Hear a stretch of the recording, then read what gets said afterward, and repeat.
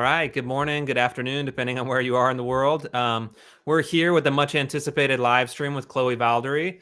And this is going to be a really good one. The last 4 or 5 that we've done have been with a variety of writers, predominantly people that have large kind of areas of disagreement and small areas of disagreement.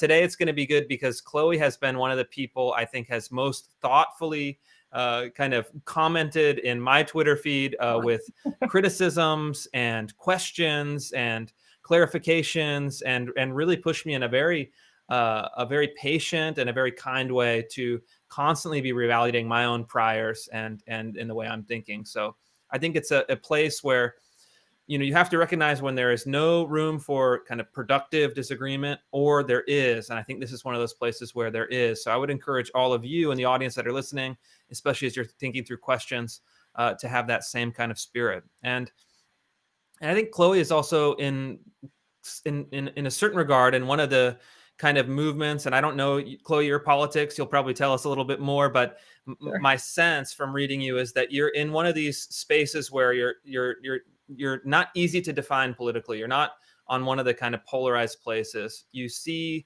kind of strengths and weaknesses and how you balance those. But what I'd like to talk about, and something that you talk about in a theoretical way on Twitter, but also in a practical way as the founder of Theory of Enchantment, which is a employee training program and consulting firm that offers a kind of substantive alternative to critical race theory, to the highly ideological and politicized training programs that I've been uncovering in my reported work. And I guess I really wanted to just get us on the same kind of foundation, the same kind of grounds for conversation. And I wanted to ask you, how would you kind of categorize or conceptualize critical race theory? What do you think it does well? What do you think are some of the advantages of this kind of framework? And then what do you think it does poorly, and some of the disadvantages of this way of thinking? Yes, this is a great question, and thank you for inviting me on to speak with you today. In terms of what I think of critical race theory as a whole, I'd say it is a paradigm that essentially views or reduces, I'd say, all of human affairs to race. The most significant, and indeed probably the only significant thing about human affairs is race, and race determines, race essentially determines who you are and where you're going and what the outcomes of your life will be. And I think that oftentimes a lot of proponents of critical race theory claim that their objective is to achieve equity. Folks like Ibram Kendi has said this, certainly Robin DiAngelo has said this, and other, I think, folks more ensconced in academia have said this as well. And what I've determined in trying to really flesh out some of these arguments is that by equity, they really mean raw material power. And this is a very different worldview from many writers and thinkers and critics, I'd say, of the civil rights movement generation.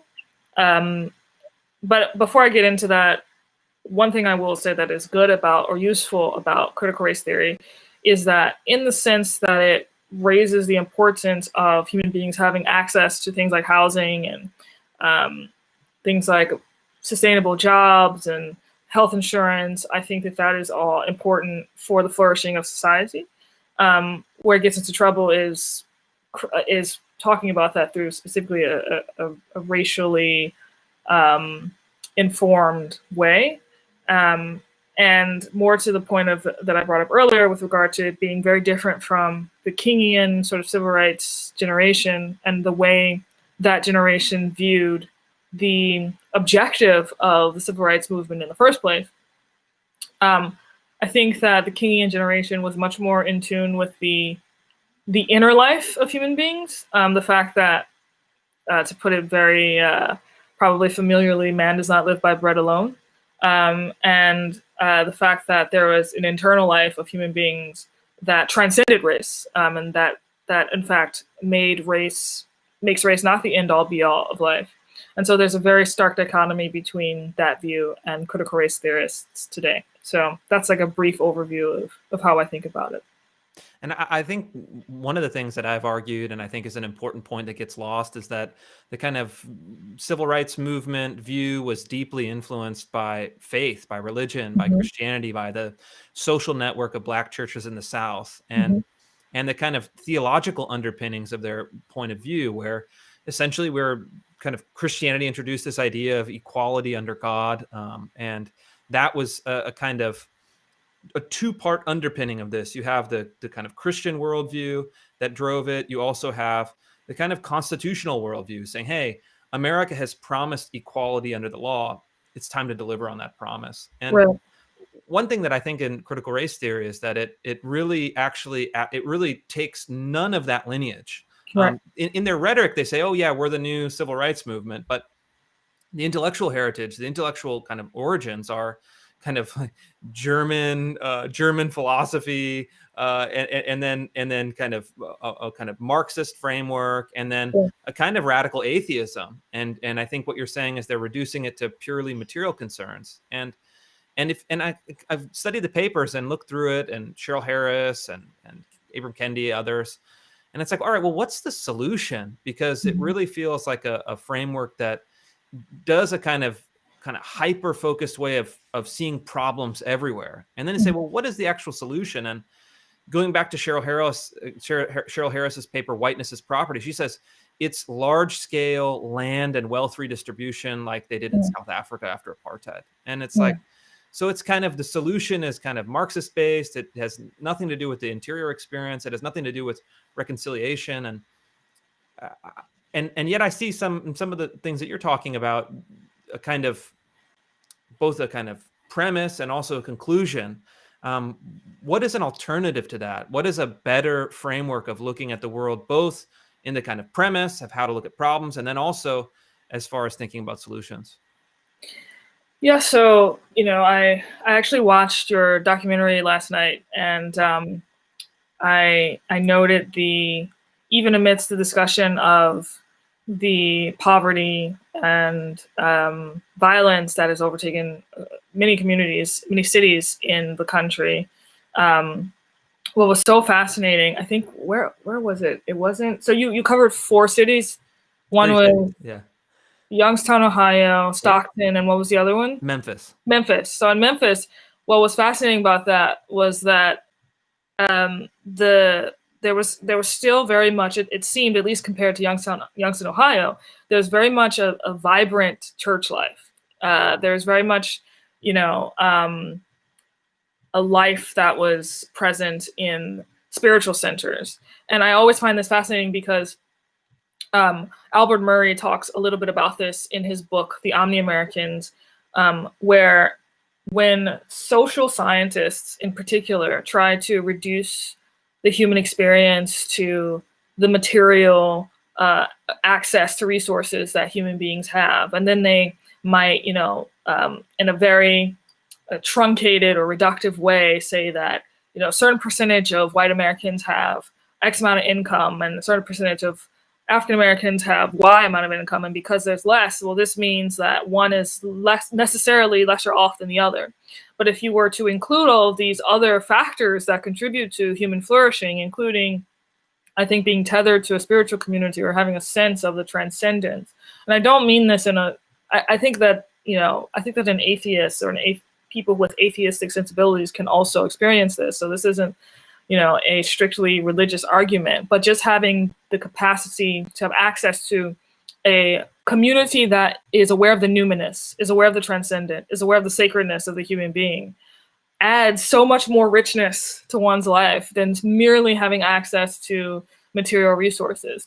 Which isn't to say that, again, that sustainable income isn't important, housing isn't important, health insurance isn't important. All of these are very, very important, but they're not the only thing that matters, and they're not the only thing that counts. And when you take a training, which is essentially claiming to better relationships between human beings from all walks of life, right? That is what I think ultimately any diversity and inclusion training claims to be doing. But when you take that training and you fundamentally show that you demonstrate that you know nothing about the human being, really, You know nothing about the depth of the human being. You know nothing about what the human being actually requires in order to flourish. You think that the human being can be caricatured into these boxes. Then you are really playing with fire, and you're not being responsible with the mandate that you've been given. And you're also allowing companies to set themselves up for lawsuits, because one of the craziest and perhaps laughable ironies of this is that a lot of trainings that are being made mandatory in workplaces are going to lead to probably lawsuits under the civil rights legislation under Title IX, that was advanced because of the civil rights movement. So I think an alternative framework has to be very much keenly aware, rooted in the knowledge of the sacredness of the human being, of the individual, of the treacherousness, but also the beauty of the human condition, with its imperfection, with its mortality, with its vulnerability, but also the beauty that we have in transcending some of the things that give us, or that cause us great suffering. And by grounding an approach to bettering relationships between people of different races, of different backgrounds, by actually teaching individuals how truly alike we all are, that will create, I think, a transcendent feeling is not the right word, but a transcendent mode of being that will cause an organic diversity and inclusion space to emerge in the workplace and beyond. So in a way, I think that diversity and inclusion as a discipline, as an industry, as a practice, is a kind of means to that end. Whereas I think for a lot of the race theorists, it's kind of a means of accumulating power. Yes. And you see it, and I'd like to go through some of the kind of, I'm really curious, because critical race theory and these training programs, what I've noticed is that they're kind of rooted intellectually in the race theory literature of the 1990s, where they came up with a kind of new vocabulary. Mm-hmm. And all of these training sessions and from governments and schools and elsewhere have really just kind of repackaged these kind of core insights or core concepts, and then kind of monetize them or kind of made them actionable in institutions. But I'd like to go through some of the concepts, and I'd like to have you break them down, because I think that, one thing I see in a lot of the training packets is like they have a glossary at the end or at the beginning. Yeah. You have to have the right understanding. What is racism? What is it not? What is intersectionality? What is equity? What is anti-racism? It's very kind of, the kind of control of language and thought is so fundamental. So I'd like to start with one that I found the most interesting and was the subject of my recent reporting in San Diego. Explain white fragility to me. Okay, well, I will caveat this by saying that a lot of these terms are completely incoherent. And so I will do my best to explain what my understanding of these terms are, but just note that I think some of these are beyond explaining. But white fragility is basically this idea that if you are a white person and you do not adhere to the notion that by virtue of being white, your very existence perpetuates, really, I mean, that's what it is reduced to. Your very existence perpetuates white supremacy. You're living in a fundamentally white supremacist environment. If you disagree with any of that, then you are just demonstrating your fragility. And so disagreement, it's a double bind, essentially. Disagreement is proof that you are a racist. So that's the concept of white fragility. It was, I think, made most popular by Robin DiAngelo, who wrote a book called White Fragility. What I actually think ultimately is what happened was Robin DiAngelo had a series of racist ideas about Black people and projected them onto other white people. And she essentially said, oh, I'm having all of these racist ideas about Black people. I hardly know any Black people. And she has somewhat expressed that in some of her comments. It's like, I'm going to go and assume that every other person that looks like me ostensibly also has these views and project it onto other people. And if you don't agree with it, then you just prove my point. It's a very somewhat pathological disposition, I think. And I'm surprised that no one has gotten sued yet. It's interesting too. It's like in high school when your friends, one of your strange friends is like, "Oh yeah, man, I'm feeling this way." Says something totally bizarre and unique, and it's like, "Yeah, but everyone feels that way, right? Like everyone has this." It's like, actually, no, it's just you. Yeah. um, but I think one of the things too is what it seems to me too is that the kind of white fragility discourse is a way for kind of progressive, elite, institutional white people to, in the kind of critical language, center their own experience. And it's like, the most important thing is happening is my own kind of internal experience, my own internal guilt, my own internal shame. And in a way, elevate that experience above actually anything productive or tangible. Even if we take even if we accept as a given, I think you disagree, I probably disagree. Let's just say white fragility is a real thing. Okay.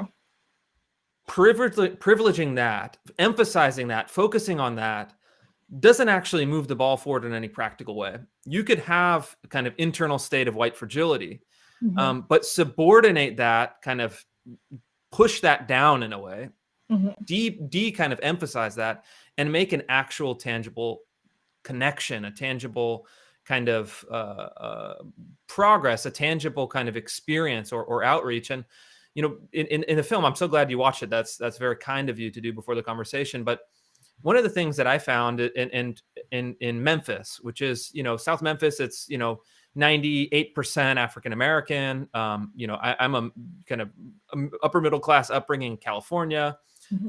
Couldn't be more different. And I found myself for years the only kind of white person in the room. And I felt, I'll give you one anecdote that I think speaks to this, and my own kind of change of thinking is, I was invited to film at a funeral of a young man who was shot and killed. You saw it in the film.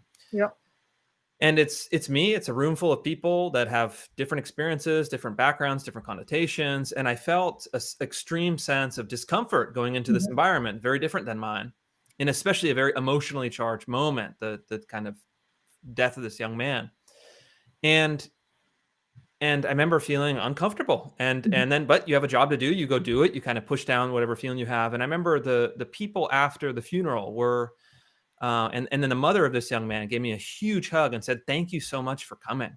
Yeah. And it kind of, all those internal feelings just kind of dissolved.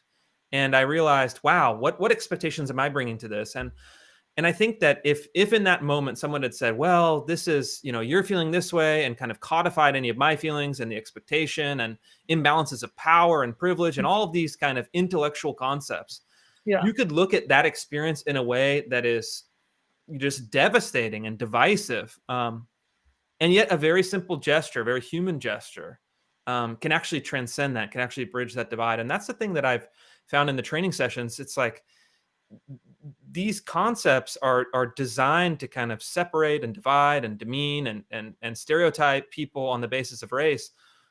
Where is the actual kind of connection? And I think that's something that you bring up. And I'm curious what you do in your own kind of professional work, and maybe even your own personal life, if you have any kind of anecdotes that are relevant. But what is the kind of key to that kind of transcending the barrier, that key to the overcoming the barrier? And how does it differ from these kind of dominant kind of racial and social ideas?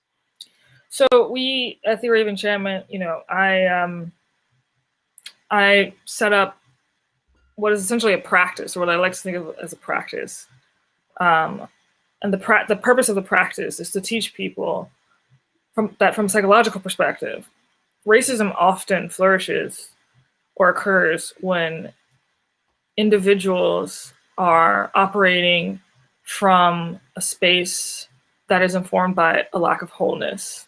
And what I mean by that is, like, on a very, I'd say, psychological, spiritual level, what we perceive is often of others is often what we perceive of ourselves. And what often happens, if you were to watch Dia Khan's documentary on white nationalist movements, where she interviewed members of different white nationalist groups, she discovered a very specific process that's happening that informs young men's decisions to join some of these organizations. And essentially what it is a young man is feeling insecure for a whole host of reasons. Could be because of home life, It's usually psychological, though. It's usually because of that lack of feeling of significance, lack of meaning, lack of purpose, etc. Develops a sense of self-contempt as a result of that, then overcompensates for that self-contempt and gravitates toward what we know as supremacist ideological ways of thinking. And that's the process. And so then if we know that, then the question becomes, okay, so how do we as individuals, as a society, create the conditions so that as little insecurity as possible is created in an environment? And this means two things. It means, if I'm a CEO of a company, my job is twofold. My job is to set the tone so that insecurity doesn't flourish, but rather compassion flourishes in the community that I have created in the workplace, but also raise an awareness amongst whether it's the leadership team and or the rest of the employees that they also have an obligation to themselves to work on themselves and to ensure that they come to the space with a sense of wholeness and a sense of inner contentment. So that these other things don't manifest in very negative ways. And by the way, it doesn't always manifest in, racist ways. It sometimes manifests in the case where a guy might join a gang, right? Because let's say his father isn't in the picture. He's feeling that sense of abandonment. He's feeling that sense of lack of community. He gravitates toward a community that promises him that they will give him those things. So this is a very human thing. So universally true. And so what we do in our program is we train people first how to develop that sense of inner contentment and inner wholeness. Theory of Enchantment is based upon 3 principles. The first principle is to treat people like human beings, not political abstractions. We help our clients work through what it actually means to be a human being, which sounds really like obvious and cliche, but it's actually one of the most profoundest things, I think. One of the most beautiful things, most sophisticated things. How does one deal with this thing that is the human condition? How do you deal with vulnerability? How do you deal with mortality? How do you deal with imperfection? How do you make peace with these things so that they don't control you? And how do you deal with emotional regulation, right? So we teach Stoicism, for example, in the course. And how do you reckon with your own potential and try to live up to your own potential? So the first third of the full training is really about teaching people how to make peace with these things, make peace with themselves and the human condition. And then the remaining 2/3 is all about, okay, now that you know this about yourself, understand that every single human being you meet is dealing with these same issues, because this is what is universal to the human experience.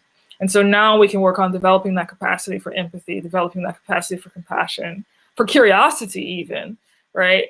For people you meet who, don't look like you and or have different opinions from you, because diversity comes in many different forms. Diversity is itself a very diverse thing, right? So that's really the process. And then the actual sort of pedagogical experience is very rich because it uses pop culture to teach all of these things. So I believe in bringing the past with the present, having the past be in conversation with the present. So we use, we use articles and essays written by James Baldwin, speeches from Dr. King, Maya Angelou, folks who came before us who were part of that civil rights generation, who had a lot to teach us, not merely about race, but about the human condition itself, and working through issues on race, being rooted in an understanding of the sacredness of the human being. This is what these great leaders brought to us. So like I said, there's also Stoicism. So that's sort of the past. But the present, we also bring in really a multicultural, I'd say, curation of different things. So there's snippets of Disney films that folks have to study in order to understand the human condition. There's music, there's study of different aspects of themes found in hip hop. It's a rich conversation between the past and the present that transforms the client's relationship to both, transforms the client's relationship to themselves, and to their neighbors and to those around them. So that's what the process is like. And one thing that is interesting and kind of explicitly missing is a kind of, not missing, but it's kind of implicit rather than explicit, is how do you deal with race? I mean, Yeah. this is a fraught concept, right? It's something that is difficult to discuss, and for most folks, and I think is even more difficult to discuss as it's been highly politicized. But how do you address it in a way that kind of cuts through in a way that is rooted in the kind of philosophical foundation that you've described, but then actually gets to this as an issue? So we tackle race by specifically using texts, for example, by so I'll just give you a quick example. James Baldwin is taught, his essays are taught in the very first part of the training. So our clients actually have to study the essays, which are on race, but are again rooted in that understanding that something transcends race, right? And that something is sacred about the human being, and that works through the challenges of race, through that paradigm of understanding the sacredness of the human being. And so by absorbing those texts by these individuals, knock on wood, James Baldwin doesn't get canceled, but by these individuals, He's uncancelable. yeah, I think that's right. I think that's, but who are already accepted actually in the zeitgeist, who are not cancelable essentially. Yeah. And so we thread the needle in that way by using people whose work on race is already accepted, and we use that to help people think through race in the contemporary way, and in this more holistic way that's grounded in the transcendent. But the Baldwin piece isn't separate from this idea of treating people like human beings, not abstractions, isn't separate from the race question, right? It is the critical piece of how you address race, because then you begin to understand, like, I need to stop assuming people's lived experiences, whether they're white, black, or otherwise, just because of their skin color. And what's ironic is that critical race theory actually foments that scarcity and foments that insecurity in such a way that it makes racism more likely, not less. Why is it so powerful, though? This is something that I've kind of been grappling with, is what is so seductive about this narrative critical race theory that, again, kind of denies the transcendent, elevates the material, elevates the biological.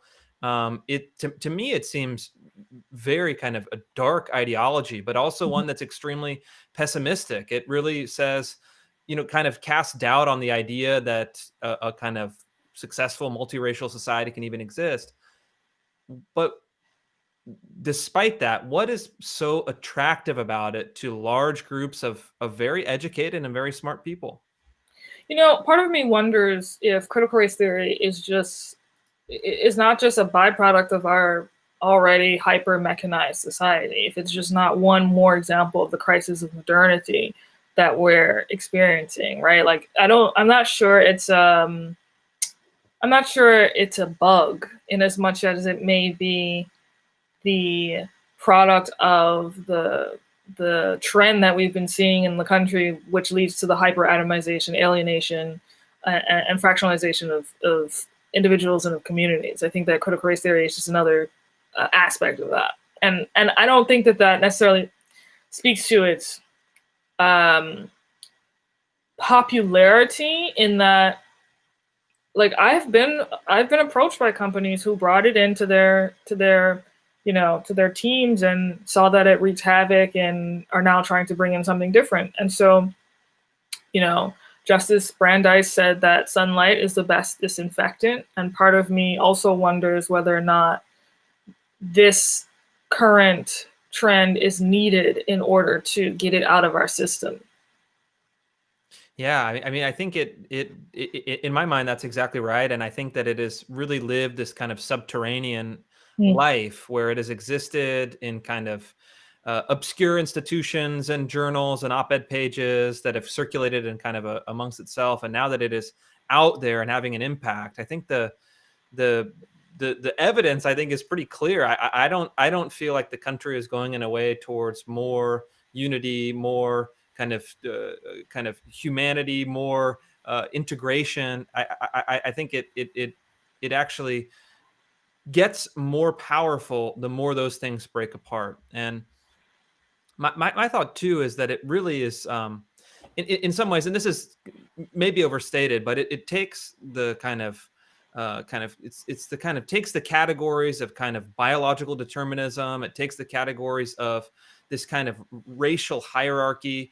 And rather than saying, what are some ways where we can treat people as individuals? What are some ways where we can transcend these hierarchies? It's saying the hierarchies will always be there. We just need to flip them in a way that conforms to our political objectives. And in a way, I mean, acknowledging hierarchies do exist, and it's important that we take them into consideration. But it seems so fatalistic, and I'm surprised that, especially in the corporate environment, that companies that are highly dynamic, creative, entrepreneurial, optimistic would adopt this ideology essentially as part of their corporate culture. In your experience with companies, why is that? What motivates a company to say, hey, we want to really bring this stuff in? And in your experience, especially, maybe you could share some details of what happens, or what companies have said has happened when they try this experiment. I actually think most companies that bring it in not knowing what they're bringing in. And there's a sort of like notion of popularity around critical race theory on the internet. And so it could be that if you're, a leader and you're not like doing the digging through the pedagogical, contents of critical race theory, you're like, okay, there are people on our team that want to bring a diversity training. This is what exists. A lot of people are saying it's good, so now I'm going to bring it in. I don't think that they're into the details, like you are. And so I don't suspect I suspect there's much more ignorance that informs it than not. And in terms of what happens, oftentimes leaders, CEOs get anonymous responses, I've been told, from different members of their team saying, like, I don't feel comfortable with this. Please don't, express that I express this to you to anyone, but I'm just letting you know that I don't feel comfortable about this. And then oftentimes there's also a chilling effect as well, where folks don't feel like they have any room to speak out against it at all. But to your point about the entrepreneurial spirit, I actually do think it's alive and well in a lot of these companies. And I think, I tend to think in terms of, maybe for better or for worse, centuries. And so I don't see critical race theory actually having a long life cycle. I think that there are enough aspects of the culture, and in particular, actually, of African-American culture, that are very much antithetical to the spirit of critical race theory, and those two things are bound to clash at some point. And so, and that's going to have an effect. That's going to have implications in the world of business and in the world of schools as well. But those are some of the things that I've been told by higher ups that happens when they bring in this stuff. It causes a lot of division, and also I've been told by I've been told by people of color that they've been asked to do crazy things by critical race theorists that come in, like write this name tag on and put it on your shirt that says, I am an oppressed Black woman, or I am an oppressed Black man. It's like, whose ideal was it to design, just from an aesthetic perspective alone? And this is what I'm saying. I think it's so bad that it's like, I believe in the spirit of competition in this country, that I'm just like, okay, this is having its field day right now. But I suspect that this just creates, an opportunity for a better thing to come into fruition. Yeah, one person told me, they said, he's the Asian American guy, and he says, yeah, we're doing a thing for white employees in one room and people of color in the other room. And it's like, I don't know where I'm supposed to go. I'm like, am I in room A, room B? It's like, it creates all of these internal contradictions that I think you're right. They'll eventually implode. I think it needs some prodding. We need to push back. And I think what's really cool about what you're doing is you're also saying, hey, it's not enough just to take this, kind of smash this bad theory and expose it and make sure it's not good, but actually, what is a substantive alternative? And I think that conservatives, and I'm a conservative, I doubt that you would categorize yourself as one, but kind of self-criticism on our own side is, I think conservatives have failed to do the work to present alternatives. And in the vacuum of that kind of competition, even an inferior product or an inferior idea can take root. And I think on diversity, the kind of there's a conservative hesitancy on anything diversity is, oof, that's bad, we don't like it. But I think that it kind of forgoes a huge opportunity to say, well, what kind of diversity do we want? What does diversity mean to us? Retaking some of the vocabulary, some of the language, some of the concepts, and presenting something that is better. And what I'm hearing from you is really a concept that is rooted in a kind of, and I don't know, again, if you have a faith background, but feels like there is a kind of faith component to it. Yeah. But also a kind of component that is embedded in our kind of civic institutions and kind of constitutional system, which is saying, treat people as individuals, protect people's individual freedoms, protect their equality to participate as individuals, and move on. And one of the things too that I found interesting, like talking about Memphis, the film work that I did, and it was the fourth poorest zip code in the United States. This is a place with very little advantage and a history, of course, of kind of real kind of the most brutal systemic racism imaginable. Memphis is the kind of the end point of the Mississippi Delta. And you can see it in the history and the institutions and that people are still grappling with today. But one of the things that struck me is in my hundreds and hundreds of conversations over multiple years with people there, the concerns of people in a housing project in South Memphis, for example, are almost totally dissociated from the concerns of someone kind of preaching critical race theory at an Ivy League institution. It's like, wait, what? Ask people, hey, what do you need? What would make your life better? What are your concerns? What are your heartbreaks? What are your tragedies? And it's like the kind of very particular nature of those things is almost totally disconnected from the very abstract nature of these social theories. And what do you think? What causes that division? What causes that separation? And what impact does it have? So we teach an essay that James Baldwin wrote in 1949 called Everybody's Protest Novel that speaks to this issue, where he criticized it's so funny because the title is like obviously very relevant to what we're dealing with today, where he criticizes this impulse on the part of certain authors to produce what was essentially touted to be anti-racist novels. And he criticizes them as having nothing to do with the lived experiences of human beings, black or white alike. Perfect. And he talked about how it comes from, this sort of like this caricaturing of human beings, this misunderstanding of the human being, of the depth of the human being, the complexity of the human being, and just very flattening effect. And I don't know where it comes from. I think maybe it has something to do with being in academia for too long, or sort of ivory tower syndrome. But I will also remark on the fact that Baldwin noted in another essay called "The Fire Next Time," he talked about the fact that a lot of racist people lacked sensuality, and by that he meant just like a very present relationship with life itself. And it sounds sort of maybe difficult to understand, but it's like, I think it has a lot to do with our hyper-mechanized society, how everything has to do with the cult of progress. Everything has to do with reducing human beings to a statistic, as opposed to honoring human being for the sake of being a human being and just celebrating the beauty of being alive. And he said that this inability to do that, to exist, to have a relationship with life that could be captured in the sensual, led to this hyper-mechanized relationship with life that caused people, or that influenced people to look at others as caricatures, and indeed to look at themselves as caricatures.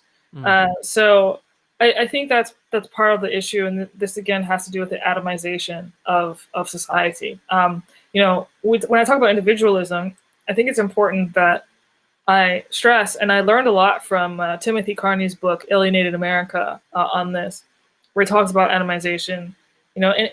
Healthy individualism actually requires community, right? Because no man is an island, as the saying goes.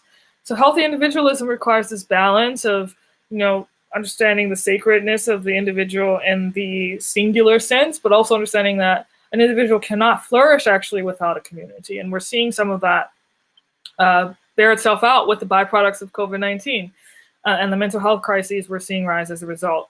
So I've said a lot here, but I think it has a lot to do with atomization, ivory tower, effect, and a lack of a healthy relationship with life itself. Mm. And for anyone who's watching, we have comments coming in from YouTube and Facebook and Twitter, Periscope. Post your questions. Post your questions in the comments. The last 15 minutes, we're going to get to some of your questions. We're getting a lot of comments, but please, what are you thinking about? What do you want to know? And as we kind of segue to questions, I'd be curious too. I mean, have you gotten any pushback? You're, in a way, kind of presenting through contrast. I don't think you're not a kind of fierce debater or a Twitter dunker or any of that, which I really appreciate. I feel like you have probably the best tone on Twitter. When I'm about to do kind of some when those lower impulses are compelling me to fight, I think, well, what would Chloé do? Thomas Chatterton Williams is also really good.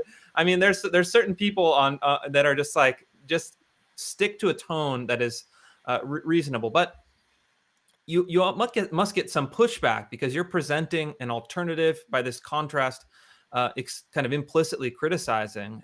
Mm-hmm. What does that look like for you? And has that been kind of, what shape has it taken? Has it been, difficult or stressful, or had an impact on you in your life? It's a good question. I have to say, this might not be a very satisfying answer, but I think in part because I started meditating this year, I deliberately ignore negative comments. So it's not that I don't get negative comments or negative feedback. It's just that I actually fundamentally believe that there is a wellspring within the zeitgeist that is not for critical race theory. Like, I know that there's so much evidence that would suggest the opposite. However, I would say my politics is actually art. I'm obsessed with art, and this is why I bring in so much pop culture to teach a lot of these modules. Edification of the self and of the spirit, I'd say. But when I'm bringing these into the conversation, the only thing I can't help but observe is that there's so much richness within American culture that is just fundamentally antithetical to the spirit of critical race theory. And I have a theory that if I continue to pull from these particular, sources, I will be able, hopefully, to facilitate a commonality or a spirit of commonality amongst people from all walks of life, from all different backgrounds, from all different political views, from all different races and ethnic makeups. I just think that my product, as it were, is the better product. And so, and I also fundamentally believe in the cultural sort of soil of America, that it will be able to support what it is I'm trying to do. I think you're right. And again, kind of Twitter's own kind of unique world, but you see something that is, I don't know, maybe indicative of something, maybe not. But, a lot of the kind of top critical race theorists don't seem to have a kind of organic community or following. My hypothesis, maybe this is true, maybe it's not, but a hypothesis we should test, is that it is a kind of product of top-down elite institutions that's supported by elite money, by elite institutions, by elite universities, by elite media, but actually has very little constituency organically or in a kind of popular way. That's kind of my working theory. Maybe it's wishful thinking, but let's take some questions. We're not going to take this question, but one question from YouTube, someone saying it's difficult because many people are afraid to speak out about any difficult issues or even think out loud for fear of being called racists and bigots.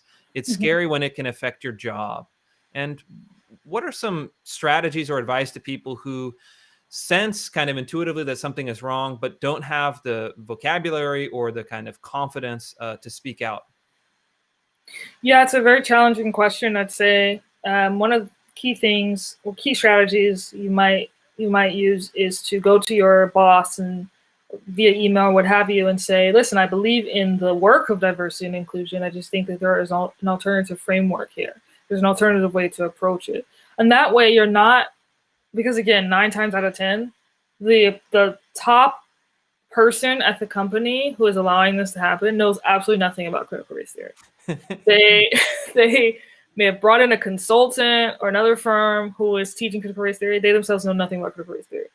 So I think one of the strategies you might find useful is to show that you are for the overall objective of creating the conditions so that people of all backgrounds in the company can flourish, but that you disagree with the approach. And quite frankly, it might require a person bringing in a critical race theory training and getting pushback from a whole host of some of their employees. It might take that initial training in order to get that pushback. But remember, when you're sending pushback, you have no idea how many of your other colleagues are also sending pushback because of that chilling effect that it has on people. So I would actually assume, and this might be wrong, but I would actually assume that more people agree with you than not when you're pushing back on this. And I think in some jobs that might not be the case, but in many jobs, I think it is the case. And it's also the case often coming from the person at the top who, again, didn't know what critical race theory was, may have sat through it and is now thinking, what have I done? This doesn't make any sense. Great. And another question from Tony on YouTube. He's asking, what would you say about the terms whiteness and white supremacy that are being used as a description of the country, the police, the justice system? What would be a good alternative? And I think this speaks a bit to our discussion earlier about the vocabulary. When you control the language, when you control the vocabulary, you have tremendous power. And I guess on that question of kind of whiteness or white supremacy, maybe implicit in Tony's question, I'll read into it a little bit, is that how can you acknowledge that racism does exist? I mean, I think we all acknowledge that it's a real thing and it does exist, but not cede the territory to these terms that are kind of blanket terms that say racism is all powerful, all pervasive, everywhere at all times. Well, I would actually encourage people to sort of, bringing in Theory of Enchantment, to actually take it upon themselves to engage with the texts written by those who have come before us, to seriously engage with the texts and sermons written by Dr. King, to engage with the essays written by James Baldwin. And I think that will actually give you the vocabulary you need to deploy against some of the more toxic vocabulary being used. And then you can deploy it in the name of or in the spirit of these individuals who came before us. And that will have a much more, I think people would just be more open to hearing you out because you're speaking from a place of authority, of having done the homework, of really, again, engaging with those who have come before us and those who are respected in terms of pushing the needle forward and fighting against racism. And I guess for those people who are, looking for those materials, we're talking Martin Luther King, we're talking the essays of James Baldwin. Any other kind of sources of wisdom or knowledge or perspective that you draw from? Yeah, definitely Maya Angelou. She's my spirit animal. Okay, nice. And not just individuals who spoke about race. I think it's important to, and I do come from a religious background, to your point that you made earlier. I think it's important to have a 360 view of the human being, to understand, what contributes to the health of an individual, a society, and what takes away from that. And that requires engaging with texts or information on the psychology of human beings. So I would recommend Scott Barry Kaufman's book Transcend, which is a book about Abraham Maslow's hierarchy of needs. Is very influential in shaping how I think about some of this, especially how racism sometimes or oftentimes come from deficiency needs. Definitely study Stoicism. Check out Ryan Holiday's books on Stoicism. The Everyday Stoic, 365 Days of Stoicism, I think, is one of his things. But also what we do in order to bring it into the contemporary is we teach Marcus Aurelius in conversation with The Lion King, because The Lion King actually has a lot of Stoic ideas and Stoic principles in it. So there's a way you can mix and match and curate. Like, you can probably tell I'm a bit of a nerd and I love learning, but you can curate and mix and match, and just I think also have an attitude of wonder and curiosity when it comes to really plumbing the depths of what it means to be a human being and the human condition. I think that in as much as critical race theory is, a horrible, toxic framework with which to understand how to heal societies, I think it provides us with an incredible opportunity to do some self-work and to do some really deep learning, and then take that learning out into the world and share it with others. Yeah, absolutely. One question that's coming in, and I think this, if I remember correctly, we maybe disagreed on this, but is about the Trump administration's executive order, which I was involved in, from the beginning, and sparked a lot of controversy, a lot of angry New York Times articles. But what do you think? What did you think about the executive order, and that kind of strategy, which is basically a kind of policy decision to say, hey, you can be a critical race theorist on your own private time. You have your First Amendment right to that, but the government is not going to subsidize or sponsor this kind of training. Yeah, I mean, I don't have a problem with the executive order. I do think that it's the fact that Donald Trump is the person who passed it sets it up as this easily, again, because we're living in a time where people, well, for two reasons. We're living in an environment and in a culture that is having trouble with ambiguity and with holding space for ambiguity and for nuance. But I also think that the president is someone who doesn't traffic in nuance and doesn't traffic in ambiguity. And so I have no problem with the executive order itself. I think the question then becomes, from a cultural perspective, is this someone going to simply look back at this and say, and automatically assume that it's bad because Donald Trump is the person who passed it? And I think that there are certain character traits that Donald Trump has that are actually parallel to certain characteristics of critical race theory. And that's where it becomes a bit undermining. So I didn't disagree with the order itself, though. Yeah, I think, my sense of it, and I've been open about this, I didn't vote for Trump in 2016 for some of those exact concerns, but it's kind of we're in a fallen world. There's a political world of imperfect people. There's one person that's president, and I was glad that he did it, and working with his team of people below him that have much more capacity for kind of a nuance and policy. These people with more expertise, but I think in a way you're right. He is the kind of ultimate foil for people who want to kind of construct that narrative, and I think that in a way he feeds off of it because of his kind of lifelong kind of pattern. If you look at his kind of relationship with the media, even in New York, he feeds off controversy. He feeds off attention. He feeds off kind of extreme kind of characterization. And I think, unfortunately, in the environment where the media had kind of laid the foundation, starting at the end of the Obama years, that kind of white supremacy, systemic racism was really the dominant framework.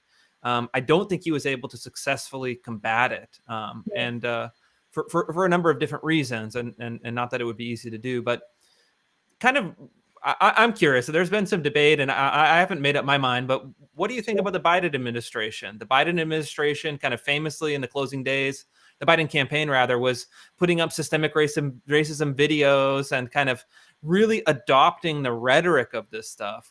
What do you expect to see in a kind of incoming administration? So I could be totally wrong, but when Biden won, I immediately thought to myself, oh, good, critical race theory is over. And the reason for that is because, yes, despite the fact that his campaign has I think, I think paid lip service really to a lot of in the use of the rhetoric, I couldn't help but remember that it was primarily African-American women who came out to vote for Biden in the primary over Bernie Sanders. And I feel like our memories collectively are very short. And that to me was such a referendum, because Bernie was the more zero-sum, I think, candidate in his way of thinking. He was the more just zero sum sort of like, which is very similar to critical race theory. And I don't think that Biden is that kind of will be that kind of a president. And moreover, there are so many people who voted for Biden, again, coming from the sort of elderly community of the African American space, that have more in common with some of the elders that were in your documentary, Memphis, Tennessee, than they do with Ibram Kendi. And so I actually saw that as a signal on some level, and I could be wrong, we'll see, that I no longer have to, like, my primary concern is not with getting into like these Twitter spats, with critical race theorists online. No. That's not my primary fight. My primary fight is getting Theory of Enchantment into the workplace. Yeah. Because I know it's a better product. And I actually felt that I had more in my arsenal to work with when Biden won. Yeah, I think you might be right in your regard. And my analysis is a bit different, but maybe complementary to yours, in that I think that critical race theory has been able to make this kind of astonishing rise, again, because they've been able to use Trump as their foil. And I think a lot of their power was really channeling hatred for Trump and then creating a rationalization to hate Trump. Mm-hmm. Well, he's a white supremacist. He's systemic racism. He's, a representation of all these evils. And I think that the rhetorical power, again, kind of, Biden is a lot of things. He's not a radical. He's kind of a pragmatic politician, goes which way the wind blows. And I think that they'll lose a lot of their rhetorical power because they're going to be kind of deprived of their great enemy, the kind of great caricature. Not only that, but immediately when he won, you saw on CNN, there was this, all of a sudden, I hadn't seen it before, but all of a sudden people were explicitly saying that the defund the police rhetoric was a bad idea because it costs people, because again, this speaks to the cultural power, I think, on the ground. It costs Democrats seats, right? And then we're continuing to see this I'm grateful for it, quite frankly, this battle, I think, within the heart and soul of the Democratic Party, where you have the elders, some of them being like, to the more young progressive class, just being like, this is not going to fly. Like this overly unnecessary, like, academic language used to describe human experiences actually doesn't result in getting votes. It doesn't result in getting power, which is a good thing, because then I think that the incentive structure begins to realign, and then it becomes, you're not incentivized to promote critical race theory, right? And I think that matters as well. Yeah, I think you're right. And I guess on the other side, the kind of my primary concern now is that in a kind of institutional way, people who are kind of in mid-level institutions, people who are staffing the administration, people in school districts, et cetera, even though maybe, let's say, the wind comes out of the sails in the next year, 2-3 years, I wonder if the people who are still committed on the ground are going to keep pushing. And my frame of reference is West Coast. Seattle, LA, San Francisco. I mean, they are, they think Biden is, they think Biden, even President Obama, is a kind of one of the Seattle's kind of most famous Black Lives Matter activist, called President Obama white supremacy in blackface. Like, to give you a sense of how far to the left some of these folks are. Yeah. I think they're going to still be pushing for it. And I guess the question is, are they going to get the kind of energy? And perhaps this was a unique year. And maybe optimistically, let's just say this is a unique year. The kind of lockdowns and COVID created increased kind of social and psychological tensions and pressures. The street rioting over the summer led to a kind of opening of these kind of really kind of destructive parts of our discourse, and maybe as things shift, there'll be less energy.